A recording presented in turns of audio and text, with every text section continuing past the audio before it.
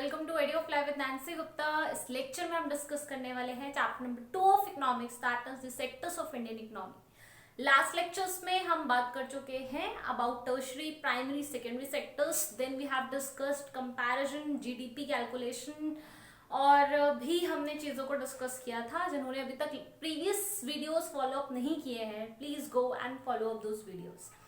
आज बात करेंगे कल वाले यानी कि जस्ट प्रीवियस लेक्चर से थोड़ा आगे की, और इसमें हम ये देखेंगे कि आज एक नया कंसेप्ट है, दैट इज अंडर एम्प्लॉयमेंट, जिसको कि आप क्लास 9th में पढ़कर आए हो इकोनॉमिक्स चैप्टर नंबर 1 में, एज डिस्गाइज्ड अनएम्प्लॉयमेंट। याद आ जाएगा, एक बार मैं बताऊंगी तो बहुत सारे बच्चों को याद आ भी गया होगा। ओके, सी एक एग्जाम्पल देती हूँ।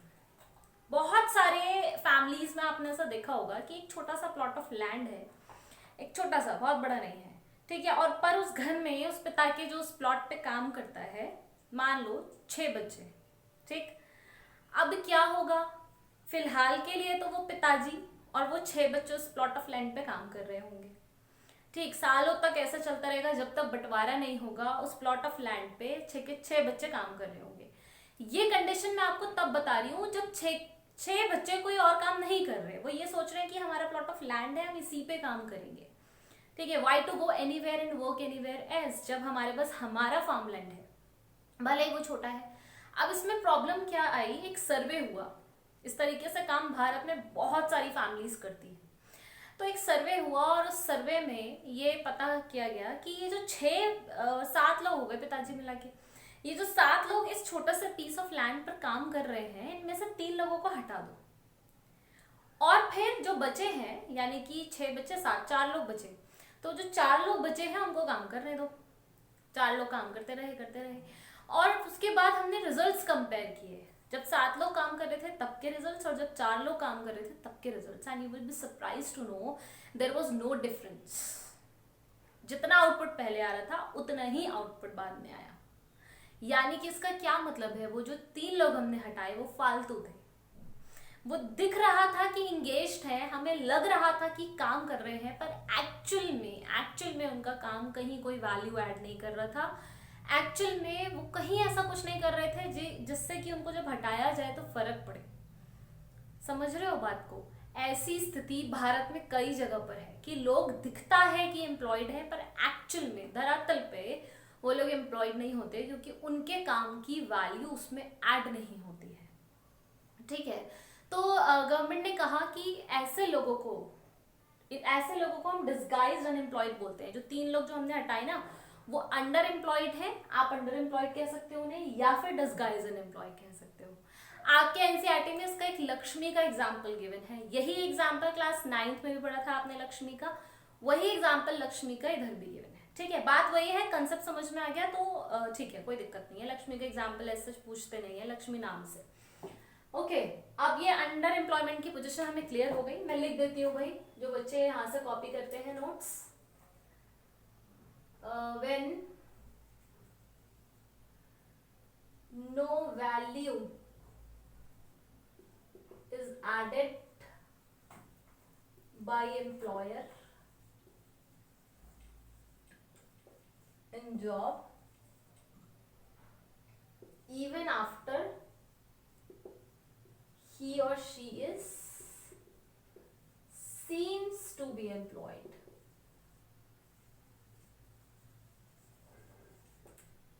ठीक है। दिख रहा है कि एम्प्लॉयड है, लेकिन कोई भी वैल्यू ऐड नहीं हो रही है उनके एम्प्लॉय होने से उस काम पर। इस सिचुएशन को हम अंडर एम्प्लॉयड कहते हैं। आई होप ये सिचुएशन सबको समझ में आ गई होगी, ठीक है। अब सवाल ये आता है कि जब गवर्नमेंट को सर्वे की से हकीकत पता चल गई कि this is the actual ground of India, तो गवर्नमेंट ने क्या स्टेप लिए, कैसे उन डिस्गाइज्ड अनएम्प्लॉयमेंट वाले लोगों को काम दिया जाए, कैसे उनको एम्प्लॉयमेंट में लाया जाए और इंडिया की वैल्यू बढ़ाई जाए। आप सोचो ना कि कितनी वैल्यू बढ़ सकती है अगर वो 3 लोग इस तरीके से, हर फैमिली के अगर 2-2, 3-3 लोग भी जो फालतू लगे हुए हैं, अगर उनको काम मिल जाए, रोजगार मिल जाए, तो कहाँ हमारा जीडीपी ऊपर उठेगा, जाएगा ना डेवलपमेंट ऊपर। तो वो डेवलपमेंट नीचे आ रहा है, उसको ऊपर करने के लिए गवर्नमेंट ने क्या किया या आप क्या कर सकते हो, तो इसके मेजर्स। ये क्वेश्चन आपका आता है, 3 मार्क क्वेश्चन है बोर्ड में, ठीक है, इसका आंसर मैंने यहाँ पे लिखा हुआ है, ये एज इट इज आपने लिख कर आना है। देखो, how can we create better opportunities for all, all मतलब डिस्गाइज्ड अनएम्प्लॉयमेंट है यहाँ पे। ठीक, तो पहला आ गया आपका बेटर क्रेडिट फैसिलिटीज। प्रॉब्लम ये होती है ज्यादातर फैमिलीज में, आपने 9th के पालमपुर वाले फर्स्ट चैप्टर में ये चीज देख रखी है कि ये लोग जब लोन ले लेते हैं ना इनफॉर्मल सेक्टर से, यानी कि अपने रिश्तेदार से या लोन देने वाले से, किसी आदमी से, तो इतना हाई रेट ऑफ इंटरेस्ट होता है कि उस साइकिल में फंस जाते हैं, और खुदा ना खास्ता अगर नहीं दे पाए तो उनकी पीढ़ियां भी गुलाम बन जाती हैं उस आदमी की। तो मजबूरी में ये लोग अपने बच्चों से, फैमिली के मेंबर से काम करवाते हैं कि काम करो ताकि हम लोन दे पाए। तो अगर एक लोन की बढ़िया सी फैसिलिटी इन्हें मिल जाएगी, कोई फॉर्मल यानी कि बैंक की कोई बढ़िया फैसिलिटी मिल जाएगी जहां पे रेट ऑफ इंटरेस्ट लो हो,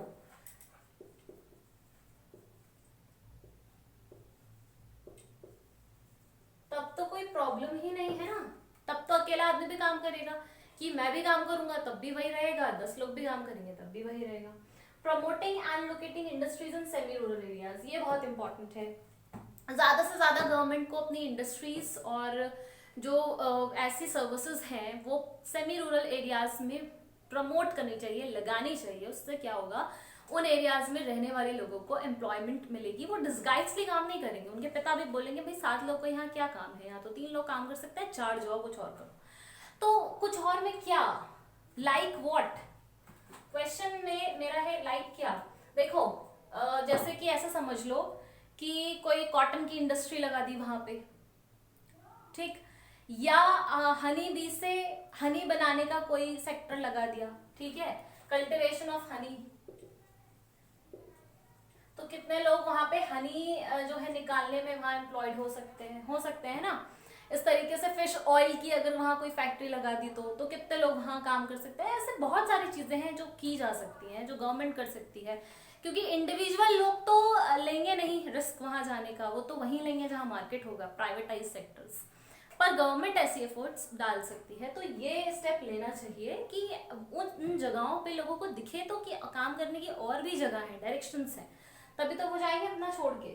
नो चाइल्ड लेबर, ये आपको पहले भी पता है और ये बहुत स्ट्रिक्ट मेजर है कि दिक्कत क्या है, क्यों बच्चे बाहर नहीं जाते होंगे, क्यों उन फादर ही सोचते होंगे यहीं एम्प्लॉय कर लो, 7 लोग यहीं काम कर लो, बाहर क्या जाना। बाहर जाने के लिए क्या चाहिए, नॉलेज चाहिए, एजुकेशन चाहिए, वो तो होती ही नहीं है क्योंकि ये लोग अपने बच्चों को स्कूल भेजते नहीं हैं।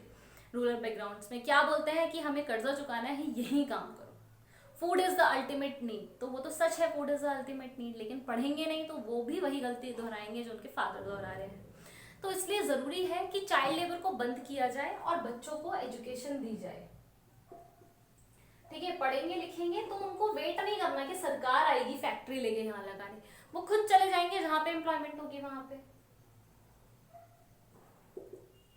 ठीक है, imparting education, promotion of regional craft and tourism, ये बहुत इंटरेस्टिंग पॉइंट है। कई बार आप घूमने जाते हो अलग अलग जगहों पर, तो ऐसा होता है ना कि उन अलग अलग जगहों की कोई एक खास बात होती है। जैसे कश्मीर जाते हो तो कश्मीरी शॉल, कश्मीरी स्वेटर्स लेकर आते हो। अगर आप आसाम में जाओगे तो वहाँ बैम्बू स्टिक का फर्नीचर बहुत फेमस है, डेकोर बहुत फेमस है, लोग अलग अलग चीज़ें अपने ड्राइंग रूम में लगाने के लिए बैम्बू स्टिक की लेकर आते हैं। ऐसे ही राजस्थान जाओगे तो चूड़ियाँ बहुत फेमस है, राजस्थानी बांधनी वर्क बहुत फेमस है। तो ये क्या है, वो उस रीजन की लोकल क्राफ्ट है जो वहाँ के लोकल लोग ही जानते हैं और वही बेहतर परफॉर्म करते हैं। तो ऐसी चीज़ों को उन एरिया में बहुत फेमस कर देना चाहिए, प्रमोट कर देना चाहिए, ताकि लोगों को एम्प्लॉयमेंट अपॉर्चुनिटी मिले। जो टूरिस्ट आ रहे हैं उनके लिए वो शॉप खोल के बैठ जाए, कुछ नहीं तो बिजनेस चल रहा है भाई। तो टूरिज्म प्रमोट करना चाहिए, हर जगह की खूबसूरती, जैसे आपने टीवी में देखा भी होगा, एडवर्टीजमेंट्स आ रहे हैं बहुत सारे एरिया के, ठीक है, इनक्रेडिबल इंडिया देखा है, उसमें राजस्थान का भी आया है, केरला का भी आया है, मेघालय का भी मैं देख चुकी हूँ। तो वो क्यों कर रहे हैं, वो प्रमोट कर रहे हैं ताकि आप लोग उन जगहों पे भी घूमने जाओ और वहाँ के लोगों को भी एम्प्लॉयमेंट मिले। समझ रहे हो। तो ये जो है इस तरीके से अगर हम रीजनल चीज़ों को प्रमोट करेंगे जो कि सिर्फ वहीं मिलती हो, तो डेफिनेटली आदमी वहाँ लेने जाएगा, उसको कुछ चाहिए होगा तो। और गवर्नमेंट इस डायरेक्शन में 5वां पॉइंट फॉर 5 मार्क आंसर एक एफर्ट उठा चुकी है, that is MGNREGA। This is Mahatma Gandhi national rural employment guarantee act. NCERT में पूरा नाम लिखा हुआ है, यहाँ पे थोड़ी स्पेस ज्यादा लगती, इसलिए मैंने पूरा नहीं लिखा, मैं फिर से बोल दे रही हूँ, Mahatma Gandhi national rural employment guarantee act 2005 की एक्ट है। ये गवर्नमेंट ने उठाई थी 625 डिस्ट्रिक्ट्स में लोगों को काम देने के लिए, और एक बहुत बड़े राइट के तहत, that is right to work. मैं उस दिन बच्चों को 9th क्लास से बता रही थी कि बच्चों कॉन्स्टिट्यूशन में एक्सटेंडेड राइट्स आ गए हैं, जिसमें right to food, right to medicine, right to healthy environment, right to work जुड़ गया है। तो राइट टू वर्क मतलब सबको काम करने का अधिकार है। तो उस अधिकार तो तब होगा ना जब काम मिलेगा। तो काम देने के लिए और इसको फुलफिल करने के लिए 625 डिस्ट्रिक्ट्स में इन्होंने 100 दिन की हर आदमी को एम्प्लॉयमेंट देने का बीड़ा उठाया था, गारंटी एम्प्लॉयमेंट मिलेगा। तो उसके लिए क्या किया, एक कार्ड बनवाया पहले बेरोजगारी का, ठीक है, सेंटर से, और उसके बाद बस वो कार्ड लेकर जाना है और आपको एम्प्लॉयमेंट मिल जाएगी 100 दिन की, साल में तय, फिक्स्ड।